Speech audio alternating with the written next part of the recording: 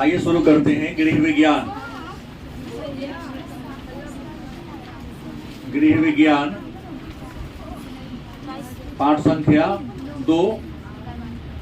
इसका नाम है संक्रामक रोग से बचाव। संक्रामक रोग से बचाव। तो पिछली क्लास में हम लोगों ने ये जाना था कि संक्रामक रोग, पहले तो ये जाने थे कि रोग क्या है। रोग का परिभाषा मतलब बीमारी का परिभाषा अंग्रेजी में डिजीज कहते हैं। हमने क्या कहा था कि जब कोई व्यक्ति वातावरण में जो बदलाव हो रहा है, परिवर्तन हो रहा है, उस परिवर्तन में अपने आप को ढाल नहीं पाता है, पर्यावरण की चुनौतियों को झेल नहीं पाता है, तो हम कहते हैं वह व्यक्ति क्या है? रोगी है। और पर्यावरण में जो चेंजिंग हो रहा है, जो बदलाव हो रहा है, उस चेंजिंग या बदलाव को अगर आप झेलने में सक्षम हैं तो आप क्या कहलाते हैं? स्वस्थ कहलाते हैं। गलत सही? हमने कहा था कि रोग दो प्रकार के होते हैं। एक वह रोग जो मन से उत्पन्न होता है, जिसको मानसिक रोग कहते हैं, और मानसिक रोग का उपचार साइकोलॉजिस्ट के द्वारा या मनोसाइकोलॉजिस्ट के द्वारा किया जाता है। दूसरा होता है शरीर की बीमारी। दूसरी कौन होती है? लेकिन शरीर में जो होने वाला रोग है वह दो प्रकार के होते हैं, चर्चा पूर्व में हो चुकी है।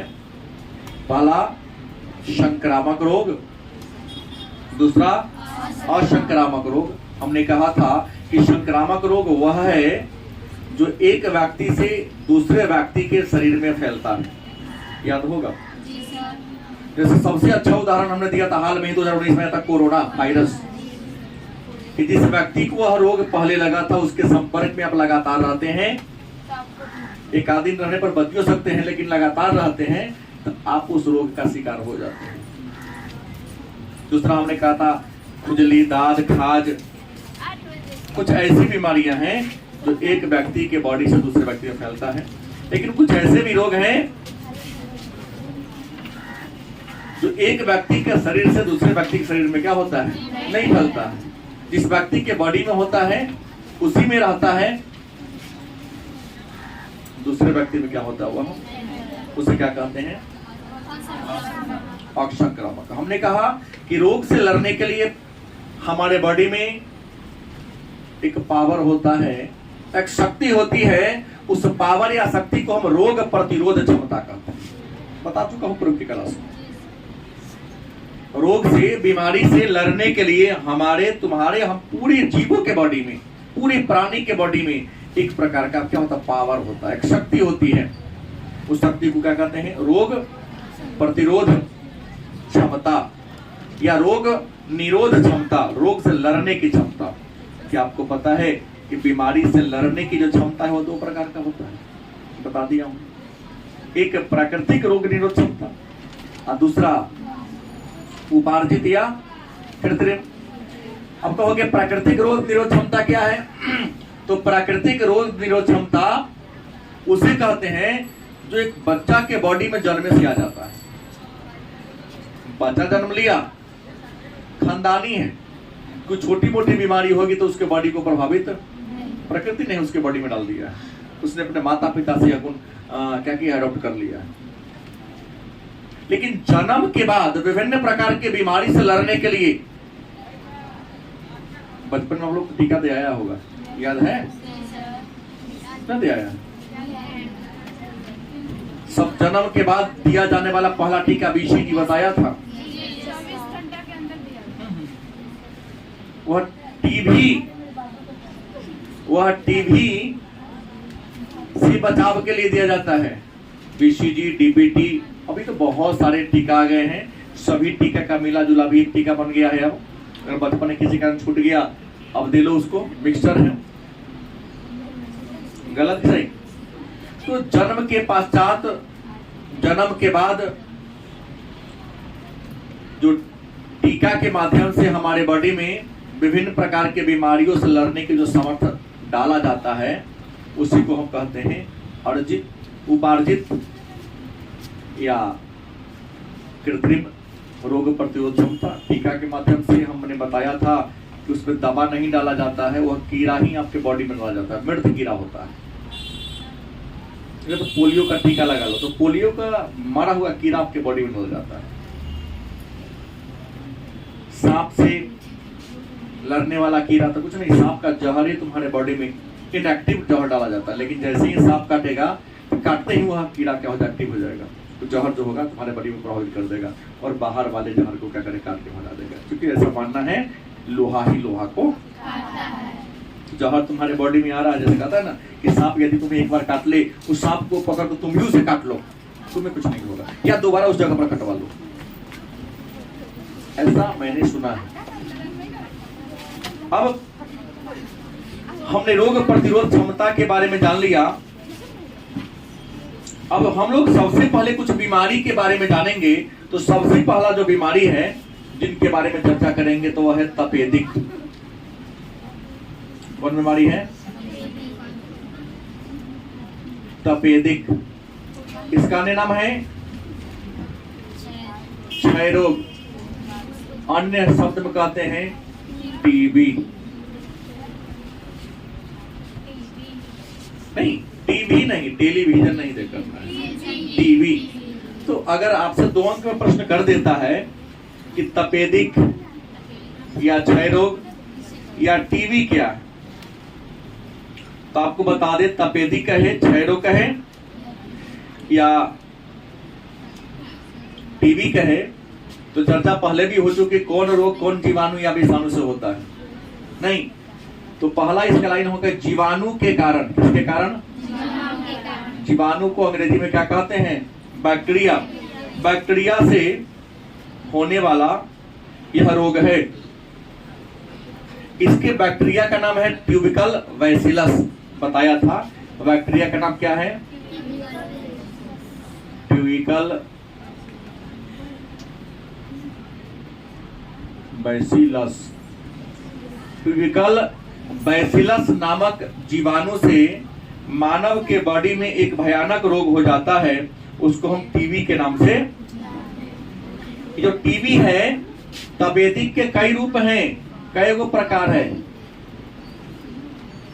लोग नहीं जानते हैं, लेकिन जान लीजिए टीबी कई प्रकार के होते हैं। जैसे फेफड़ा में हो सकता है,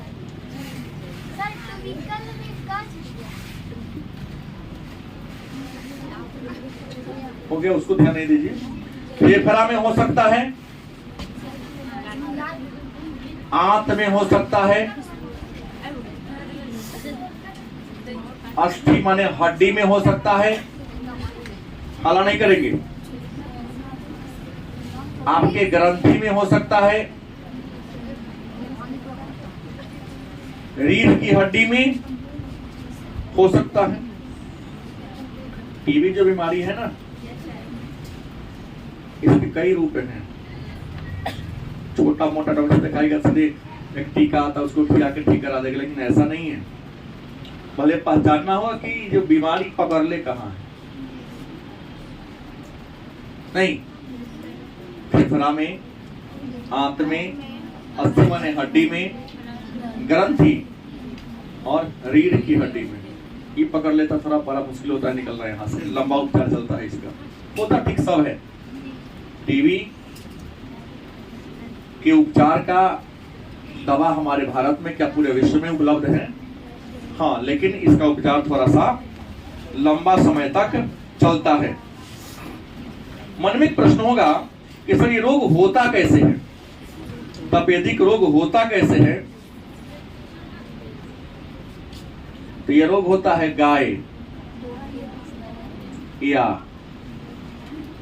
भैंस के दूध से। कहते हैं कि गाय चाहे भैंसी का दूध पी रहे हैं, लेकिन दूध को एक निश्चित टेम्परेचर पर खौलाना चाहिए।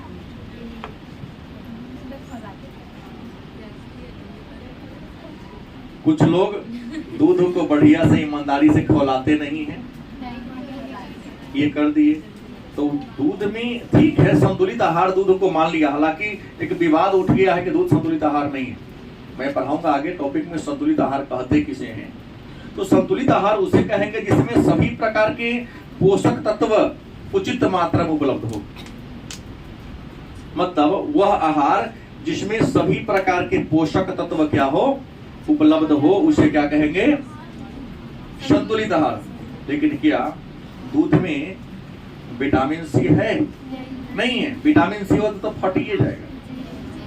तो जब विटामिन सी नहीं है तो उसको संतुलित आहार कैसे मान लें? फिर बातें जो हो तो जो भी करें उबाल कर पिए, क्योंकि उबाल देने से उसके जीवाणु क्या होते हैं, मर जाता है, नष्ट हो जाता है। न तो जीवाणु पी लीजिएगा तो एक्टिव होगा, तो बॉडी को प्रभावित करेगा। पीता है तो हमने कहा कि कच्चा नहीं, कुछ लोग बचपन में पी लेता है। अब मवेशी को बीमारी होगा, मान लिया कि कई बार भैंसी वाले, गाय वाले पैसा कमाने के लिए देखता है कि बड़ी भैंस हमारे बीमार है, गाय हमारे बीमार है, और दूध निकाल के तुमको दे देगा। अगर दूधवा क्या पीजिएगा तो बीमारी तरह बॉडी में जाएगा कि नहीं जाएगा? तो जहां से दूध लेते हैं इस बात को ध्यान रखने की जरूरत है कि उसका जो मवेशी है स्वस्थ हो। कुछ लोग पैसा कमाने के चक्कर में देखा जाता है कि मवेशी का बच्चा मर गया और उस बच्चा का पुनः उसको सुई के माध्यम से ऑक्सीटॉक्सिन का इंजेक्शन देता है और ऑक्सीटॉक्सिन के माध्यम से उसका थन से दूध निकलता है। नहीं, वो हानिकारक है पीने वाले के लिए। लेकिन कौन देखता है? गांव से मिल्क वैन वाले दूध लेके आते हैं, हम गाँव गाँव घूमे बहुत तो कोना गाय के हमारा दे टाइप कहाँ किसी के पास है। इसलिए शुद्ध बहुत सारे लोग वो ना लेकर के ये सुधा वाला मदर डेयरी का, अमूल का लेता है, क्योंकि ये लोग पास्चुराइज कर देता है, दूध ले जाता है, स्टॉक करता है, लेकिन इसके टेम्परेचर पर 60-62 डिग्री पर गर्म करता है, पुनः 15 मिनट के अंदर ठंडा कर देता है। उसके सारे जीवाणु विषाणु क्या होते हैं, नष्ट हो जाते हैं। उसको कच्चों में पिएगा तुमको हानि नहीं। बात समझ गई? तो प्रश्न है गाय भैंस के दूध ये कर ली। अब कहिएगा सर बीमारी जो होगा उद्भावन काल क्या होगा इसका? उद्भावन मतलब कितना दिन के बाद ये रोग दिखना लगेगा। देखो कोई बीमारी अचानक नहीं होता, उस रोग को प्रकट होने में टाइम लगता है। नहीं जौहरों खाते थोड़ी ना मरता है, खाने के बाद भाई 2-4 मिनट 5 मिनट समय लगेगा, 1 घंटा समय लगेगा, उसके पूरे इंटरनल पार्ट को डैमेज करेगा तब नहीं इंसान मरेगा। तो प्रश्न है कि इसका उद्भावन काल, हर बीमारी का जब लक्षण प्रकट होता है, लक्षण दिखने लगे उसको हम कहते हैं उद्भावन काल, उत्पन्न होने का काल। और टीबी का जो लक्षण है वह 4 से 6 सप्ताह, मतलब 1 महीना के इर्द गिर्द तब आपको दिखेगा, 2-4 दिन न दिखेगा। अब कहेंगे सर बीमारी का कोई ना कोई तो लक्षण होगा, तो इसका लक्षण क्या है? तो टीबी के अगर लक्षण की बात करें तो आपके वजन में गिरावट आने लगेगी। टेंशन लेके ना पढ़ना है, वो अगर लिखूंगा नहीं बोल दे रहा हूं सीधे। टीबी का लक्षण क्या है? तो पहले का लक्षण है कि वजन में, हाँ, नस जो है ना आपका बड़ी तेज गति से चलेगा। नस का जो प्रवाह है इसका गति क्या हो जाएगा, तेज हो जाएगा। आपका बॉडी उठने बैठने में इतना कमजोर है कि उठने बैठने में भी दिक्कत होगा। आपके बॉडी से बुखार जल्दी ना उतरेगा लगातार। मैं गाँव में कहता हूँ रात रात भर खोखम, लेकिन हम ही मुखिया हो मतलब लगातार गेट को बंद कर दो, हवा का ऐसा हो रहा है, लगातार उसे क्या होगी, खांसी होगी। अब सवाल है कि फैलने का कारण क्या है? तो इसका जो फैलता कथी से, वायु द्वारा। किसके द्वारा? वायु से। या जो व्यक्ति संक्रमित है उसके संपर्क में रहेगा तो बीमारी आपको फैल जाएगा। मतलब जो टीबी है कैसा रोग है? संक्रामक रोग, हवा से फैलता है। जिस व्यक्ति को यह संक्रमण तो बार बार खांसी आएगा, थूक-हकार फेंक करेगा, बिना मास्क लगाए उसका फर्क है, लोग साफ तो करना ही पड़ेगा, तो क्या हो जाएगा, आप उसके प्रभाव में आ जाएंगे। तो सीधा कि जैसे वो फेंके, या तो वहां थूकदान पिकदान वहां रख दो, इसमें राख डाल दो। गलत कि सही? क्योंकि जैसे राख डालते थूक फेंकेगा तो राख से ढक जाएगा। अगर मक्खी उखी जाएगा भी बोलो, उसके पैर में उसका लार्वा सटेगा, सीधे फेंक दिया। अब वहां मच्छी उठते फिरते रहता जाएगा, बैठेगा, तुम्हारे भोजन पर आके बैठ जाएगा, तुमको तो पता नहीं चलेगा, जैसे लार्वा सटेगा वो बीमारी तुम्हारे बॉडी में कम जाएगा।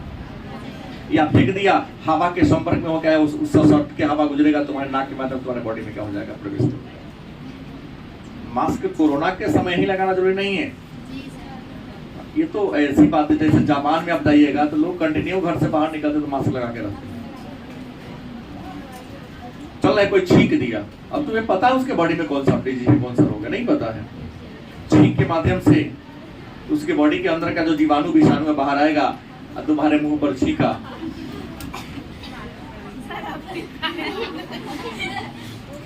तो पूरे नाक में के माध्यम से तुम्हारे बॉडी में क्या कर गया, प्रवेश कर गया। लगेगा तो कहाँ कुछ होता है, तो भाई 2-4 दिन थोड़ी कुछ होगा, 2-4 सप्ताह के बाद अपना लक्षण, अपना प्रभाव, अपना तहलका दिखाना क्या करेगा, वह प्रारंभ करेगा, शुरू करेगा। अब है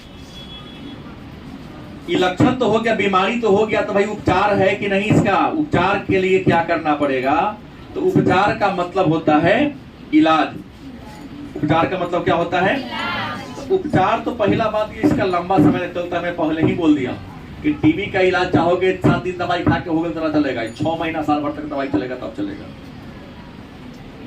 अगर किसी को हुआ है तो लगातार 6 महीना या 12 महीना डॉक्टर बताएगा, मैं डॉक्टर नहीं। डॉक्टर रोग की प्रकृति को देख रहा, रोग पकड़ लिया कहाँ, रोग की प्रकृति को देखेगा, पर जितना अवधि तक आपको वह दवा लेने के लिए कहेगा उतना अवधि तक आपको दवा लेना पड़ेगा। इसके अलावा जिस व्यक्ति को रोग हो गया है उसको हमेशा साफ कमरा में रखना होगा।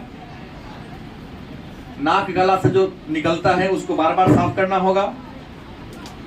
और व्यक्ति को भविष्य में रोग हो ही नहीं तो जन्म के तू तत्काल बाद बच्चा को एक टीका दिवा दो, कौन, बीसीजी।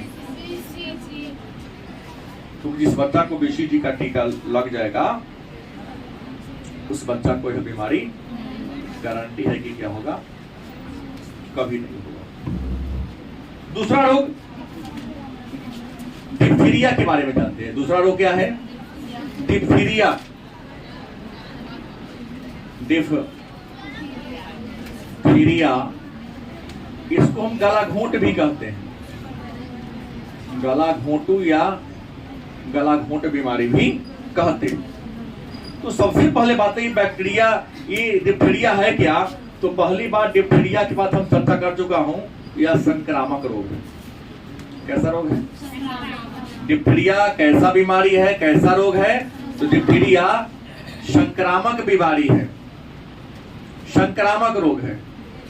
बउआ के तमाशा देख लीजिए, आई बिना दूसरा पैसा ले नहीं छोड़ूंगा तो बाद में ना होता, मैं छुट्टी देता उसके बाद तो फोटो खींच लेती। ये लोग हाँ, अगर मान लिया लोग हमें क्या कहेगा, पढ़ाई का उद्देश्य नहीं, मैं पढ़ना तो अलग बात की बात है, यहाँ मैं पढ़ा रहा हूँ, आप वहाँ फोटो खींच रहे हैं किसी के कॉपी का, उचित है। उसके बाद मैं 10 मिनट आपको टाइम दूंगा, जिसको जो खींचना है खींच लेगा। डिप्थीरिया गला घोंटू यह कैसा बीमारी है, संक्रामक रोग है जो कोरिनी बैक्टीरियम, कोरिनी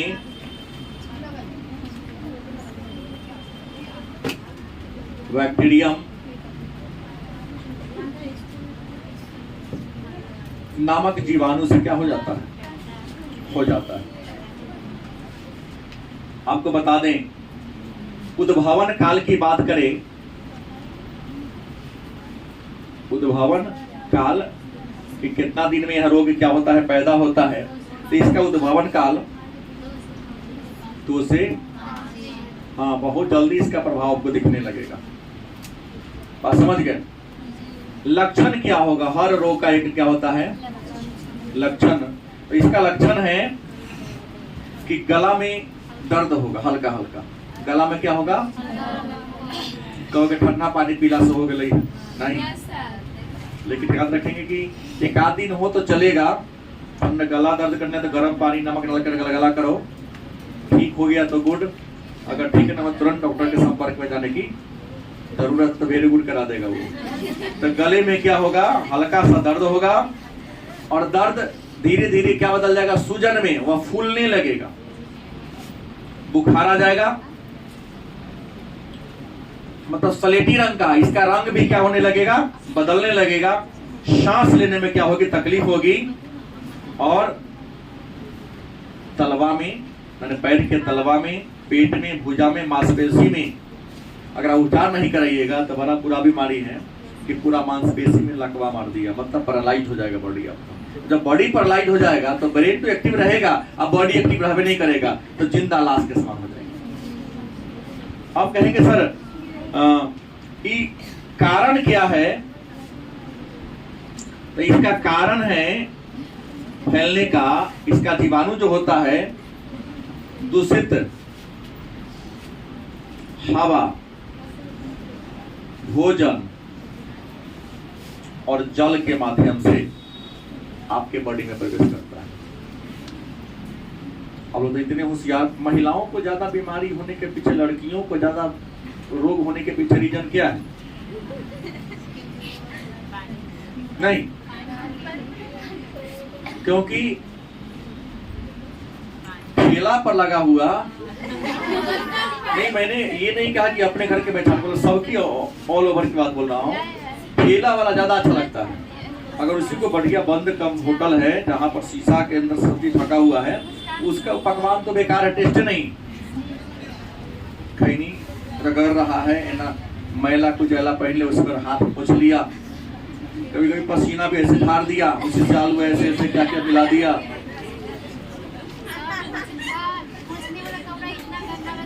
अब मान लिया कुछ बच्चों ने कहा कि सर कपड़ा पोंछने के लगता है, पोंछने वाला कपड़ा इतना गंदा रहता है कि बेचारा गंदगी भी शर्मा जाता है उसमें। न सही बात है, मैं यहाँ देखता हूँ कितना गंदा रहता है जिसका हिसाब नहीं। अब भीड़ नहीं, और वहां लड़कों का भीड़ नहीं होता है, पानी पूरी वाले का अगल बगल रहता है।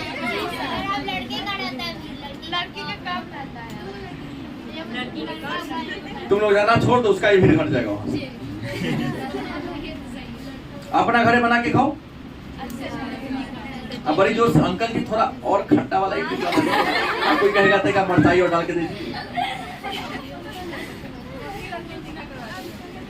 जिस पात्र में पानी है तो पात्र इतना गंदा है कि धोता है कि ना धोता कौन गर्म। हाँ यही बात है, कहना है कि सर वो गंदगी ही तो टेस्ट है।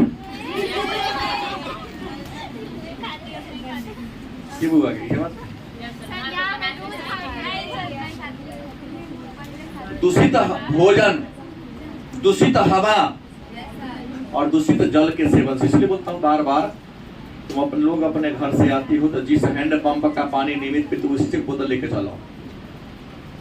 और यहाँ लोग घर पानी कोई नहीं पीती है। ग्रामीण शब्दों में इतना तरास लगता है आप लोगों को, 1 घंटा के गिलास में 3 बार पानी प्यास लगता है, 3 बोतलों की ना जाता है। अरे भाई घर से जितना तुम्हें प्यास है पानी पी के चलो, 1 बोतल आधा लीटर लेके चलो, 1 घंटा में 5 लीटर नहीं पी सकते हो। इसलिए मतलब घर में यहाँ दिखाने के लिए सर पानी पी, तो घर में पानी पीता नहीं है, क्या पीती नहीं है। सही बात यही है। यहाँ हम देखते हैं कुछ लोग को जबरदस्ती पानी पीते हैं, क्योंकि पानी के बहाने भी तो 10 मिनट पढ़ाई से मुक्ति मिली। मान ली कहीं व्रत करना हो तो बिना पानी के ना जी पाइएगा आप लोग। समझो 1 घंटा व्रत है, कल पर जाने की जरूरत क्या है जरूरत, बिना काम के तो जाना ही नहीं थी, 1 घंटा प्यास रोक लेंगे।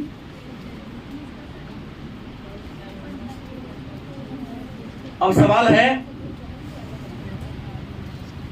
कि बीमारी जब हो जाए तो देखभाल के लिए क्या करेंगे, तो देखभाल करने के लिए कहता है कि साफ, हमेशा जीवन में स्वच्छ रहने के लिए स्वच्छ और उष्ण भोजन करनी चाहिए। साफ भोजन और थोड़ा गर्म भोजन करो, क्योंकि भोजन जैसे ही ठंडा होगा तो ठंडा में पनपने वाला जीवाणु और विषाणु फैलने लगेगा। कुछ लोगों का किचन तो इतना गंदा होता है जिसका हिसाब मत पूछो। किचन हमेशा साफ और हवादार रखो ताकि उसमें जीवाणु और विषाणु न पनपे। 2-4 दिन का अचार बना देखे उजला उजला फफूंदी जम जाता, अचार नहीं हाथ से साफ कर इसी को खा लिया। अच्छी नहीं ना बोलो, सही नहीं बोला।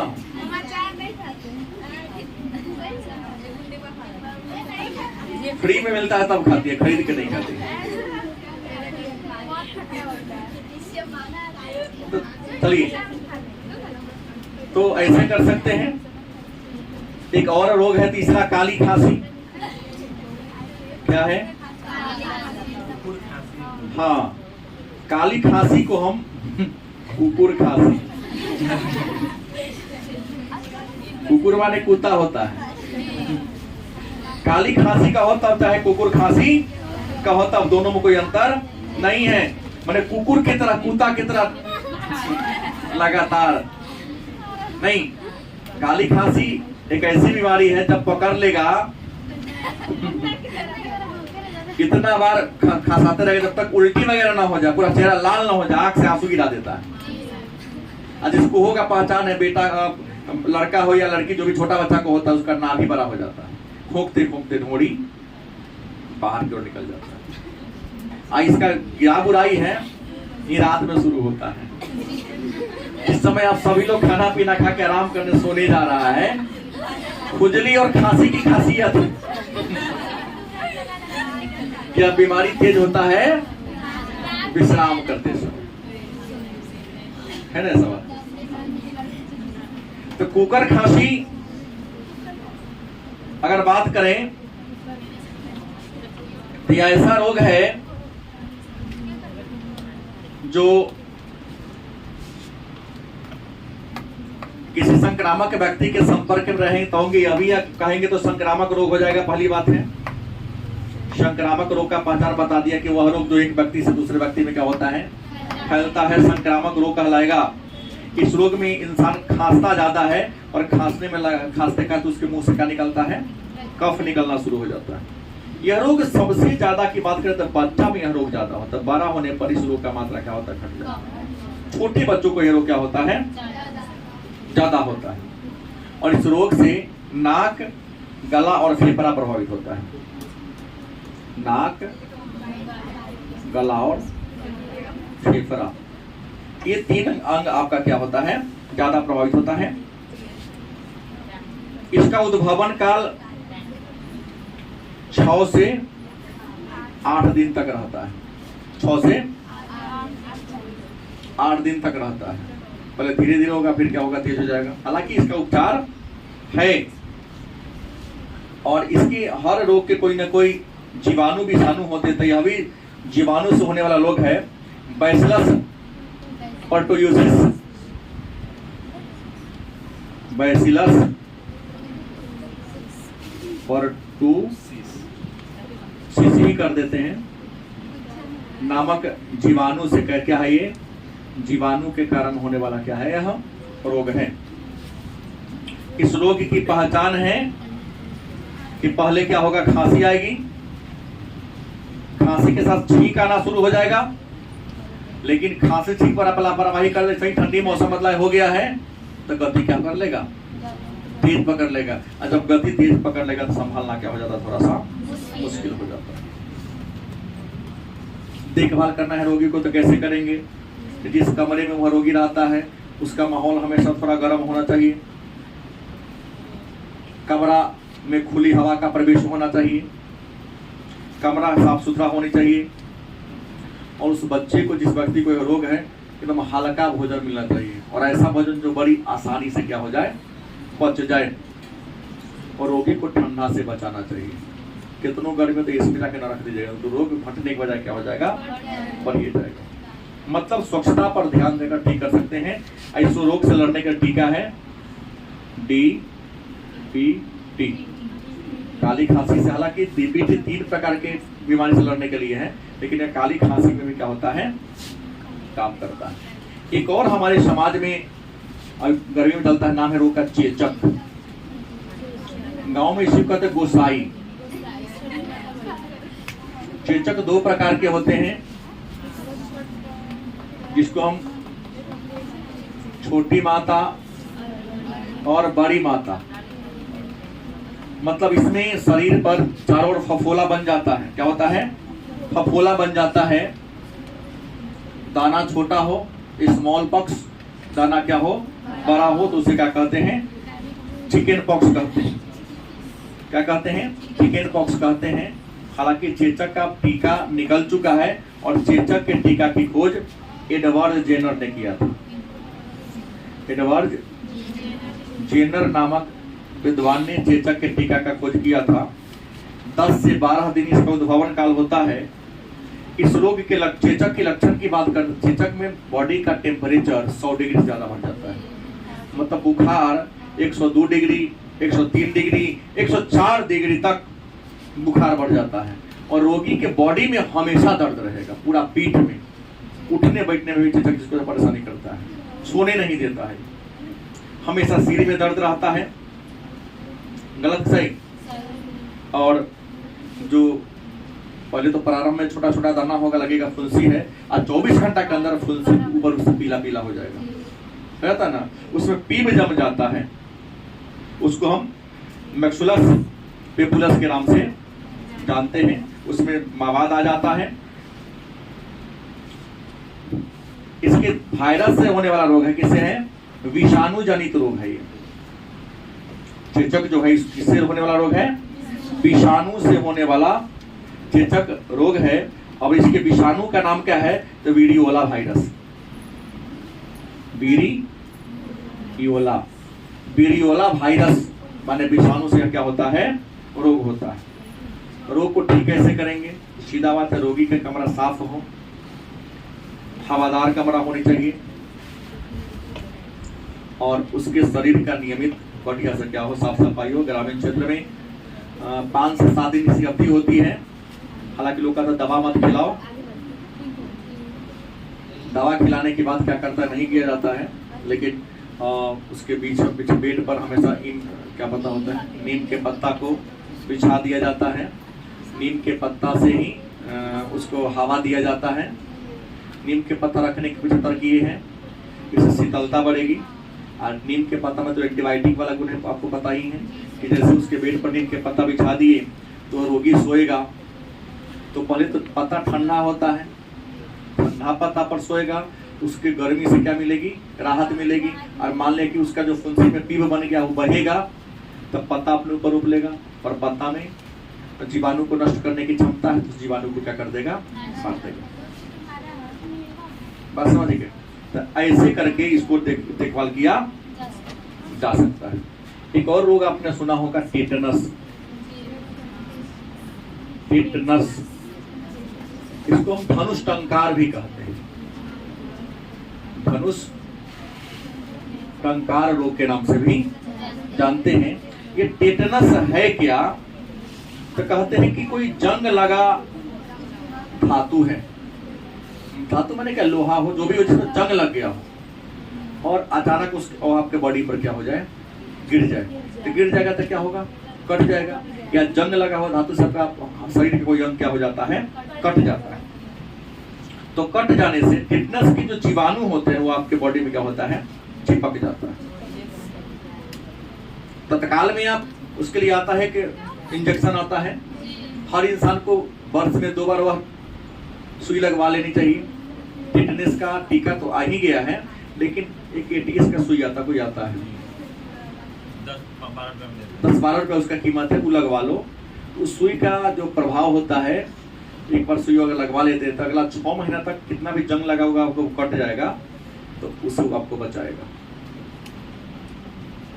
अगर आपने ध्यान नहीं दिया तो 2-3 सप्ताह में ये बढ़ता है, इंसान को बेचैनी, सिर दर्द, ठंडा लगने लगता है और बॉडी में आकार आ जाती है, क्या आ जाता है। और जब रोग ज्यादा प्रभावित हो जाएगा तो इंसान जिंदा नहीं रह पाता, क्योंकि बॉडी जैसा है, हाथ अगर ऐसे हो गया तो इसको नीचे नहीं हिला सकते हैं, ऊपर नहीं, धनुष की तरफ का बॉडी क्या हो जाएगा, टिगर हो जाएगा, माने पूरी मांसपेशी आपका क्या हो जाएगा, आकर जाएगा, ना बैठ पाइएगा। आप बैठ गए तो आप खड़ा भी नहीं, कदम आप आगे चल पाइए। ये बहुत ही खतरनाक रोग है। हाँ, प्रारंभ में इसका उपचार है, लेकिन उपचार थोड़ा सा इसका महंगा है। तो क्यों नहीं, अगर जंग लगे हुए कि इससे कटे, तत्काल 12 रुपया खर्चा सुई लगवा लो, या न भी कटे तो 1 वर्ष में कम से कम 2 बार इंजेक्शन लगवा लो, बीमारी से आप कह रहे हैं कि बच्चे रहेंगे। तो ऐसे करके बचपन में होने वाला कई क्या होते हैं रोग होता है। इसके अलावा रोग है खसरा है, पोलियो है, पीलिया है, सभी रोग है। और सभी रोग किसी न किसी जीवाणु या विषाणु से होता है। किस रोग के कौन सा जीवाणु विषाणु है, पिछले क्लास में हम लोगों ने चर्चा किया था। गलत सही, इन सारे चीजों को जानने के बाद एक बात पता चला है कि रोग का कोई ना कोई कारण अवश्य होता है। तुम्हारे बॉडी में रोग ना हो, इसके लिए जरूरी क्या है कि रोग के कारण पर हम नियंत्रण पालें। तो रोग के कारण पर नियंत्रण कैसे होगा?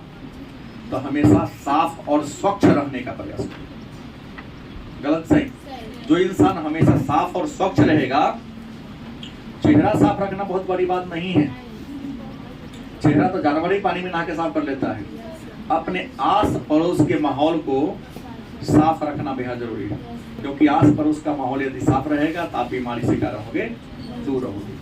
और जो इंसान स्वस्थ है वह जीवन के हर क्षेत्र में सफल है, क्योंकि स्वस्थ शरीर में ही स्वस्थ मस्तिष्क का क्या होता है, वास होता है। आज जिसका मस्तिष्क स्वस्थ होगा वही अगर पढ़ेगा तो उसको याद होगा। और स्वस्थ रहने के लिए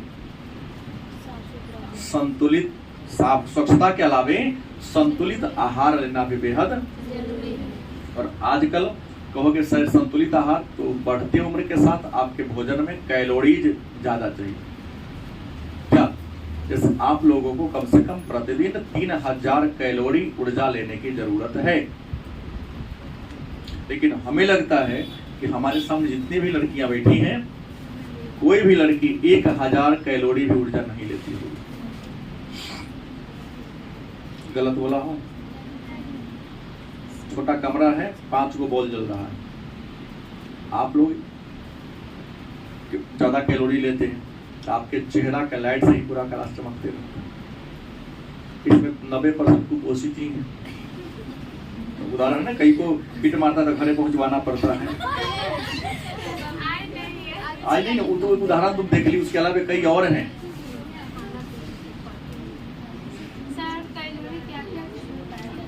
उस दिन क्लास में ले रहा था, ये जान रहे हैं, फोन आया कि सर वहाँ एक ये हो गई, हिट मार दी। वहाँ गए 1 घंटा लगभग आधा घंटा रुके, फिर उसको पहले से थी वो, हमको फोन आया कि सर आप ही के बच्ची हैं, हमारे यहाँ पर हम ही गार्जियन यहाँ है। गए, उसको बहुत देर तक लगा, दांत ही नहीं खुलता था, पता चलता खाइए कि नहीं आती।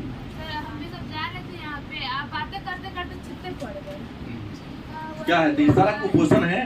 स्वच्छ भोजन हो लेकिन पौष्टिक हो। प्रतिदिन भोजन में हरी साग सब्जी का यूज करना है।